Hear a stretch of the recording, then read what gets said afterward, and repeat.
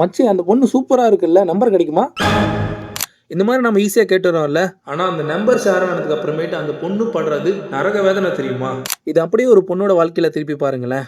Unknown நம்பர்லேருந்து கால் வர ஆரம்பிச்சது அப்படின்னா, கட் பண்ண ஆரம்பிப்பாங்க. கட் பண்ணதுக்கு அப்புறமேட்டு வேற ஒரு நம்பர்லேருந்து கால் வர ஆரம்பிக்கும். இப்படி வந்துகிட்டே இருக்கும்போது யோசிப்பாங்க, நம்ம கூட இருந்தவங்க வந்து யாராவது குடுத்துருப்பாங்களா? நம்ம ரீசார்ஜ் பண்ண போனோமே, அங்க யாராவது குடுத்துருப்பாங்களா? அப்படின்னு சொல்லி யோசிச்சுக்கிட்டே இருக்க ஆரம்பிப்பாங்க.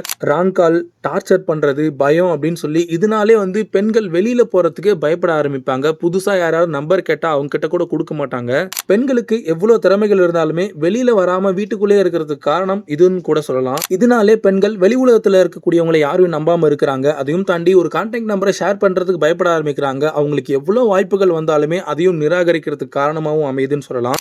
வீட்ல சொல்லாமே அப்படின்னு சொல்லி நீங்க யோசிக்கிறது புரியுது. ஆனா வீட்ல சொன்னா ஃபோன் இருக்கிறதுனால தான் உனக்கு பிரச்சனை. ஃபோன தூக்கி போட்டுருன்னு சொல்லுவாங்க. பிரச்சனை வந்து அந்த பையன் யாராவது மெசேஜ் பண்ணியிருக்காங்க. அவங்க தான் பிரச்சனை. அவங்க தான் தொல்லை பண்றாங்க அப்படின்றத புரிஞ்சுக்காம ஃபோன தூக்கி போட்டுருன்னு ஈஸியா சொல்லிடுவாங்க. ஒரு பொண்ணோட நம்பரை தயவு செஞ்சு அவங்களோட பர்மிஷன் இல்லாம யாருக்கும் ஷேர் பண்ணாதீங்க. இப்படி பண்றதுனால பல விளைவுகளை வந்து பெண்கள் சந்திச்சுக்கிட்டு இருக்காங்க. உங்களுக்கு அது விளையாட்டா தோணும். ஆனா அது அவங்களோட வாழ்க்கை. அதுல விளையாடாதீங்க.